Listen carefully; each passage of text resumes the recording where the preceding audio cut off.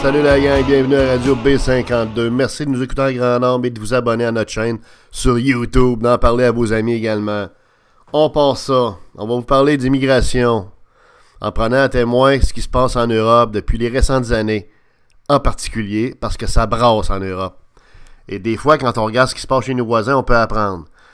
Évidemment, on vous parle de ça parce qu'on a un gouvernement ici avec Justin Trudeau qui pratique et qui invite au multiculturalisme, qui invite à l'immigration massive de façon insouciante et responsable, sans se soucier des leçons à tirer ailleurs. Et c'est pour ça qu'on prend l'exemple de l'Europe qui est actuellement en difficulté par rapport à ça. Alors, on passe ça. Vous savez, je ne sais pas si vous vous rappelez, mais à l'automne 2015, en Allemagne, il y a eu vraiment des problèmes sociaux dus au fait qu'on a accepté 1 million d'immigrants dans un très très court laps de temps. La chancelière avait été très critiquée à l'époque. Et puis, bref, c'était un indice d'un seul pays parmi bien d'autres pays en Allemagne qui sont vraiment envahis par l'immigration, notamment l'immigration en provenance du Maghreb, des pays de l'Afrique du Nord, l'Algérie, le Maroc, Tunisie, tout ça, et évidemment du Moyen-Orient. On va vous parler un peu plus de ce qui se passe en Europe, justement. Maintenant, là, ce qu'on voit, c'est que l'Europe, dans le fond, est en équilibre au bord du gouffre. C'est ce qui se passe. Il faut se rendre à l'évidence là, que les flux migratoires massifs qui ont cours en Europe depuis plusieurs années, depuis longtemps, même dans certains cas, si on pense à des pays comme la France et l'Angleterre, mais qui sont intensifiés, ça représente un problème qui n'est pas imaginaire, mais un problème qui est majeur, qui est grave. Il y a un sondage récent qui révélait que dans presque tous les pays européens, l'immigration arrivait en tête des préoccupations des citoyens, avant même la situation économique, pourtant très difficile de plusieurs pays, notamment l'Espagne, l'Italie, etc.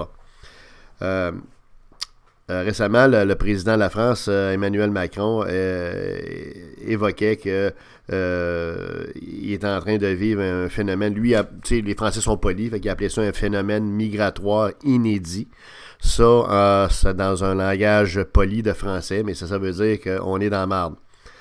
Bon, évidemment, Macron, quand même, est très lucide et il citait des gens très renommés qui parlaient, dans le fond, des conséquences dramatiques que pourrait avoir sur le vieux continent, là, toute l'espèce de bombe démographique africaine puis musulmane qui déferle sur l'Europe. Écoutez, c'est sûr que les observateurs lucides réalisent que c'est pas nécessairement les plus pauvres ni les plus nécessiteux des Africains qui cognent à la porte de l'Europe, comme veulent la faire croire un bon nombre de personnes. Mais il y a aussi évidemment beaucoup de personnes qui sont pas nécessairement dans les classes supérieures non plus, qui n'ont pas nécessairement des métiers, tout ça, qui sont pas donc des immigrants économiques faciles à intégrer. Et évidemment, ils subissent l'influence des mouvements radicaux qui malheureusement ont cours dans ces communautés-là. Ceux qui ont enquêté sur le terrain savent que les plus pauvres qui ont émigré dans les pays d'Europe, ben, ils restent dans leurs espèces de bidonvilles parce que le coût d'une traversée pour retourner représente plusieurs fois le salaire annuel moyen des pays qui viennent d'Afrique du Nord ou subsahariens ou tout ça. Donc,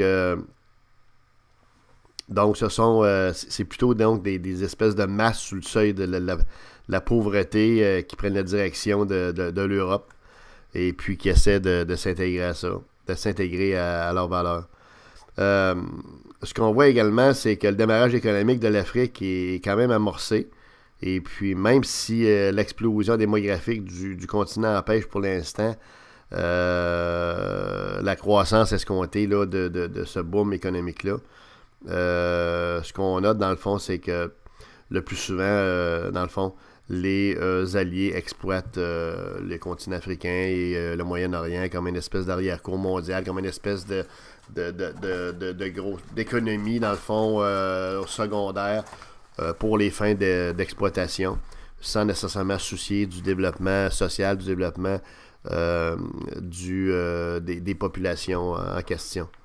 Alors, ça va pas très, très bien, tu sais. Mais ce qu'il faut voir également, c'est que toute l'exode, toute l'immigration est pas seulement une catastrophe pour l'Europe, mais ça l'est aussi pour les gens qui viennent d'Afrique et qui viennent du Moyen-Orient.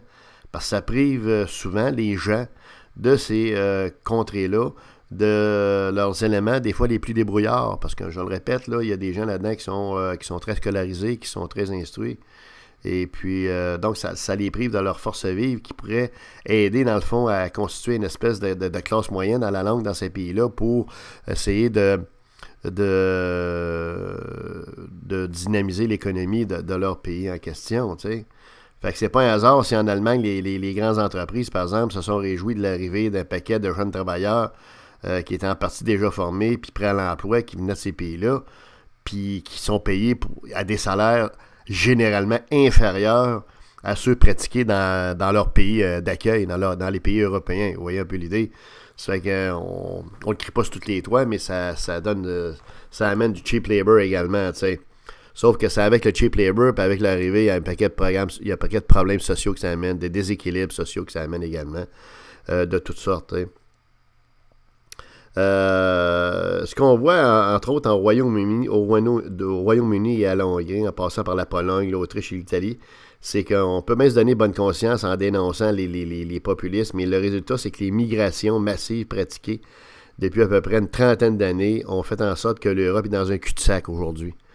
Tu sais, le droit d'accueillir ou pas des migrants, ça a un impact direct sur la souveraineté et l'identité de la plupart des peuples de ces pays-là européens.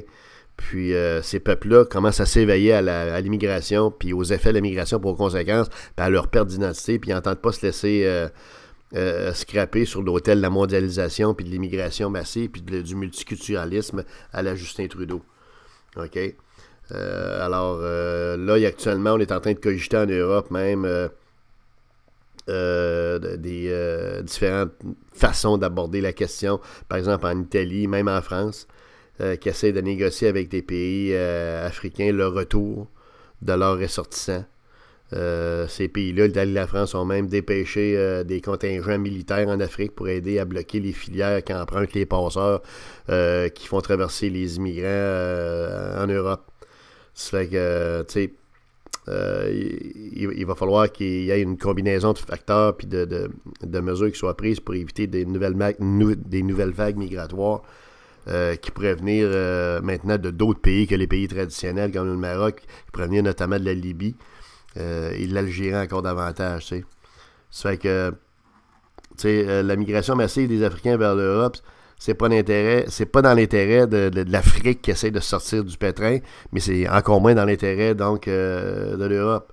C'est que, tu sais, en quelque part, de part et d'autre, il va falloir qu'il y ait une espèce de réflexion là, fondamentale qui soit prise pour essayer de voir comment est-ce qu'on oriente les choses pour éviter, dans le fond, les conséquences qu'on voit de plus en plus en Europe, les événements sociaux qui arrivent, les turbulences sociales qui arrivent. Il y a des quartiers qui sont, en France notamment, dans certaines villes, qui sont carrément entre les mains de musulmans, qui ne sont pas toujours modérés. Des fois, il y a des radicaux là-dedans. Bref, les gens, dans plusieurs pays, là, en France, en Angleterre, tout ça, se sentent dépossédés de leur terre, se sentent dépossédés de leur pays, se sentent dépossédés de leur identité et même de leur souveraineté. Et de plus en plus, il y a des communautés importantes, imposantes sur le plan arithmétique en nombre dans des pays comme la France, justement, qui s'organisent maintenant pour être politiquement actifs. Donc, ils se dotent d'un parti politique et qui veulent éventuellement prendre le pouvoir politique pour être capable de vraiment maîtriser, d'une certaine façon, la gouverne politique et donc la souveraineté de ces pays-là. Donc, c'est vers ça que Trudeau va nous amener si on le laisse aller comme ça. Et c'est pour ça qu'on fait ce podcast-là. Il faudrait que quelqu'un l'arrête.